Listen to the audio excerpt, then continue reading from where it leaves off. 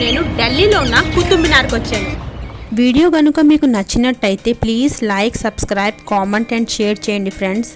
నేను ఫ్యూచర్లో వీడియోస్ చేయడానికి ఇది మోటివేషన్ అవుతుంది.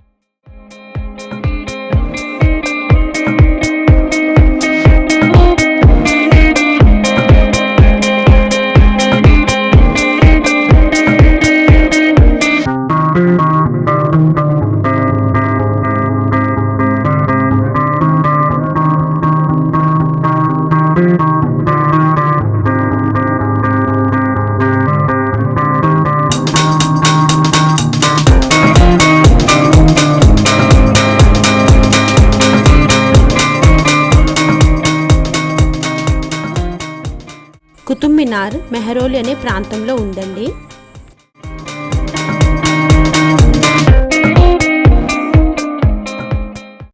ఇక్కడ ఒక పెద్ద పార్కింగ్ ఉందండి. పార్కింగ్ కి ఎటువంటి ప్రాబ్లము లేదు.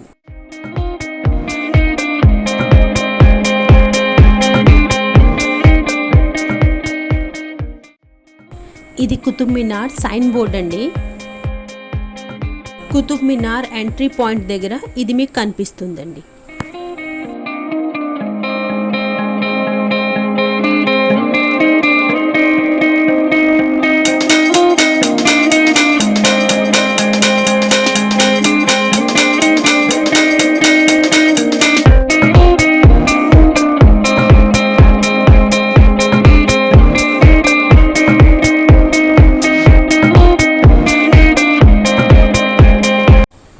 ఇది టికెట్ కౌంటర్ అండి. ఇక్కడ ఫారినర్స్ కి వేరే రేట్లు అండ్ ఇండియన్స్ కి వేరే రేట్లు అండి. 12 సంవత్సరాల లోపల పిల్లలకైతే ఎంట్రీ ఫ్రీ అండి. ఆన్లైన్ టికెట్ కూడా మీరు బార్ కోడ్ స్కాన్ చేసి తీసుకోవచ్చండి.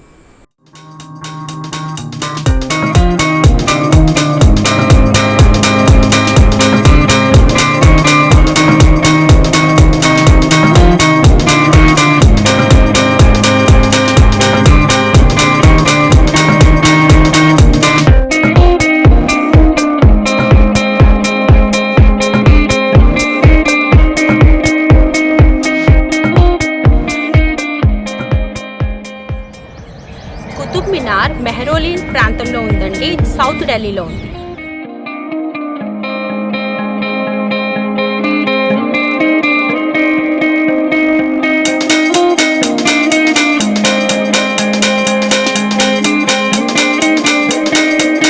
ఇక్కడ క్లాక్ రూమ్ ఉందండి.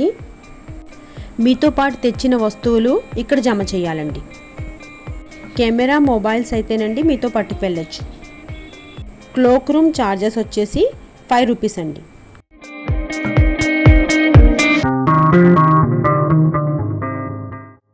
కౌంటర్ పక్కనే తాగే నీళ్ళ ఫెసిలిటీ ఉందండి.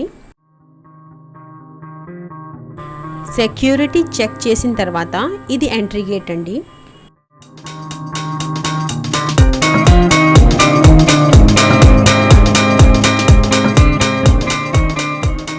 నియరెస్ట్ మెట్రో కుతుబ్ మినార్ మెట్రో అండి. ఇది yellow లైన్లో ఉంది.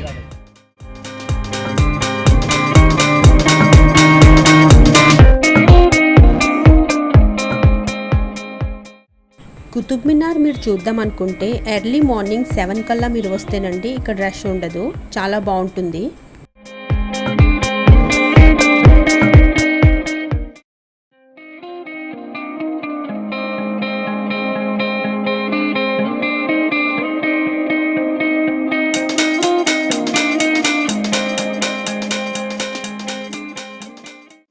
కుతుబ్ మినార్కి ఇరువైపులా లాన్స్ ఉన్నాయండి. అవి చాలా పచ్చగా ఉన్నాయి అండ్ చాలా బాగున్నాయి.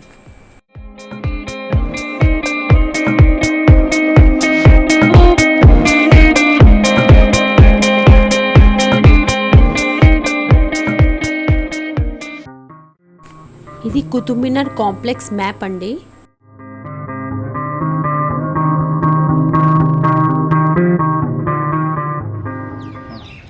కుతుబ్ మినార్లో మొత్తం వచ్చేసండి 5 అంతస్తులు ఉన్నాయి. దీనికి వెళ్ళే దారిలో పైకి వెళ్ళే దారిలో 379 స్టెప్స్ ఉన్నాయి.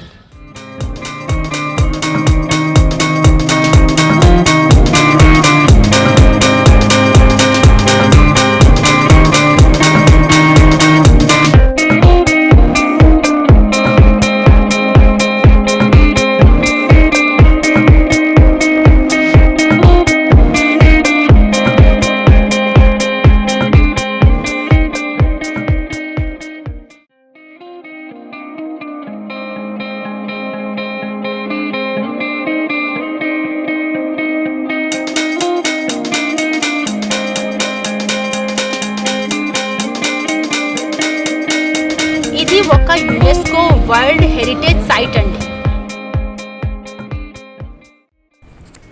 కుతుబ్ మినార్ హైట్ 72.5 మీటర్స్ అండి. కింద నుంచి డయామీటర్ 14.32 మీటర్స్ అంటే సుమారుగా 47 అడుగులు. అలాగే పైన డయామీటర్స్ 2.75 మీటర్స్ అండి అంటే సుమారుగా 9 అడుగులు.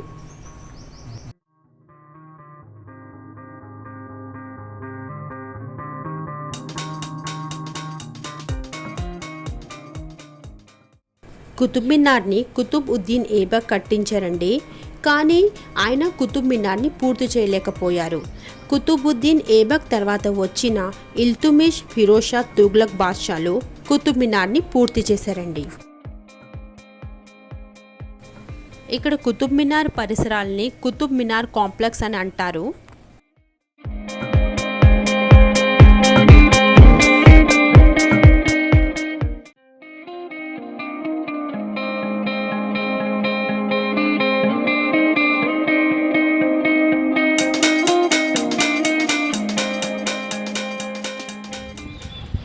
కుతుబ్ మినార్ హైట్ 72.5 మీటర్స్ అండి.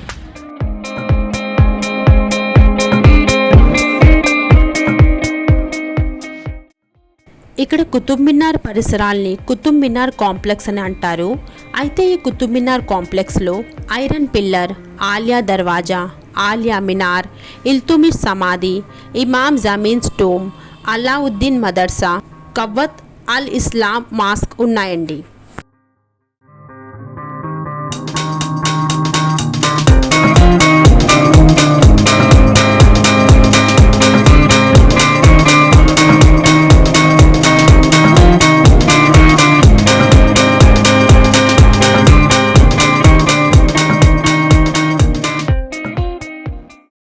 కుతుబ్ మినార్ ప్రపంచంలోనే అతి పెద్ద మినరెట్స్గా చెప్పుకోవచ్చండి.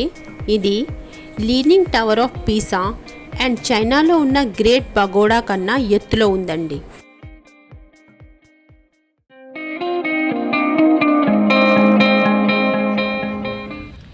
ఈ మినార్ 1992లో కుతుబుద్దీన్ ఏబక్ ద్వారా కట్టబడిందండి.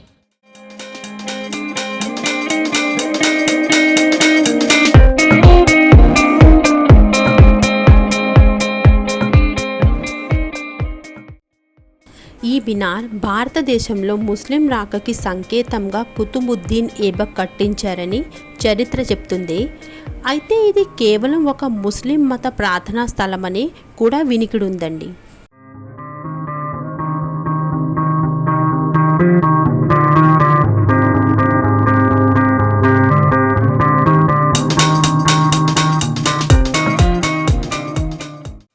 మెయిన్ మాస్క్ తాలూకా బేస్మెంట్ 1197లో పూర్తయిందండి.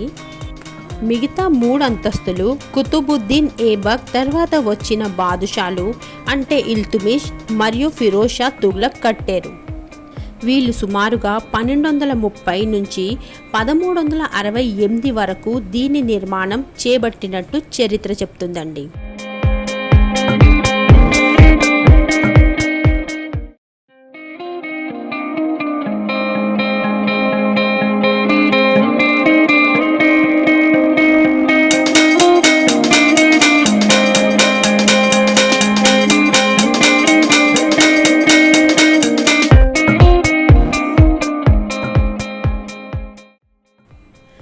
ఇక్కడ ఐరన్ పిల్లర్ 2000 సంవత్సరాల పురాతనమైనదండి.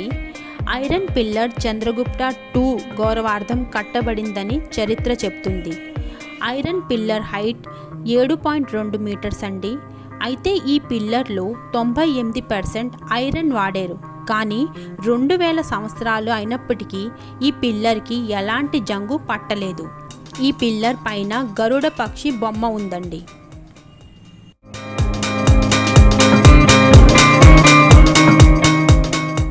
కుతుబ్ మినార్ తాలూకా మినరెట్స్ మీద అరబిక్లో రాతలున్నాయండి.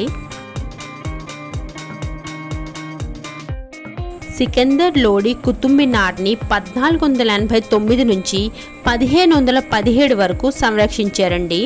తర్వాత కాలంలో అంటే 1829లో కుతుబ్ మినార్కి రిపేర్స్ని మేజర్ ఆర్ట్ స్మిత్ చేయించారు.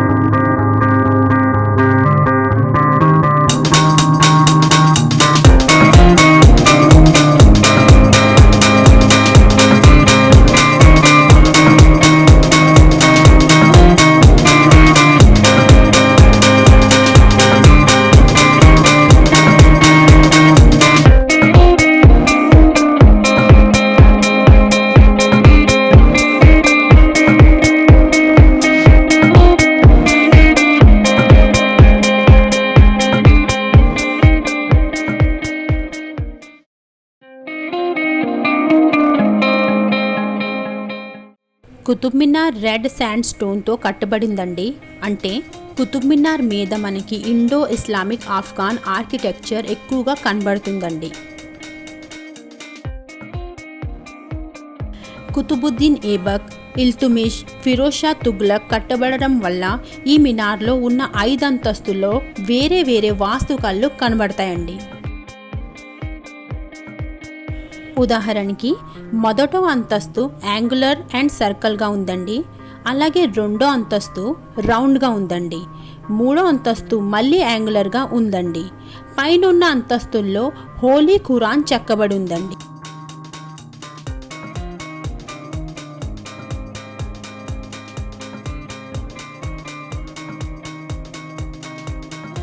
(1981) వరకు కుతుబ్ మినార్ లోపలికి పర్యాటకుల్ని అలో చేసేవాళ్ళు.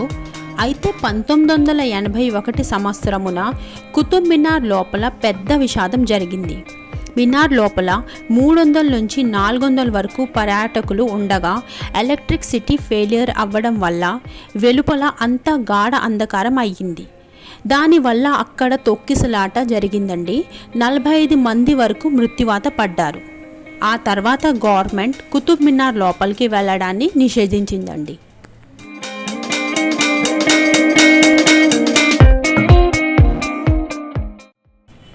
కవ్వత్ అల్ ఇస్లాం అంటే లైట్ ఆఫ్ ఇస్లాం అని అర్థం.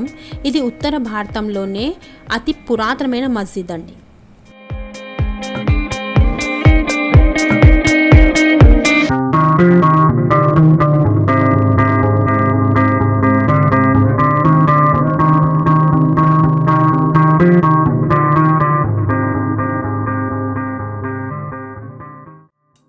కవ్వత్ అల్ ఇస్లాంకి పడమర దిక్కున ఇల్తుమిష్ సమాధి ఉందండి.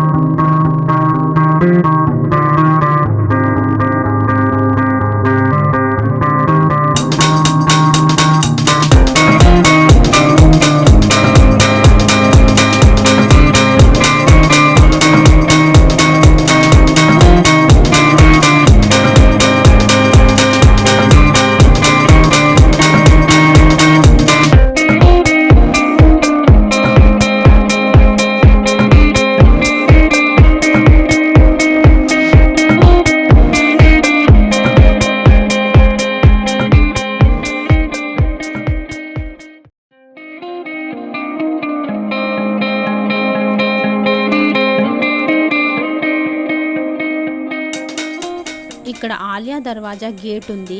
ఇది 1311లో కట్టబడిందండి.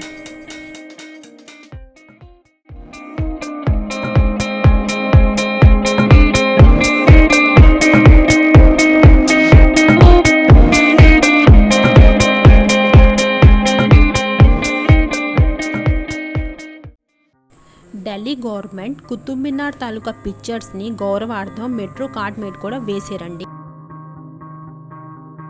లోపల ఏరియా కూడా చాలా నీట్గా ఉందండి. ఏ చెత్త చెదారం కూడా ఎక్కడా లేదు.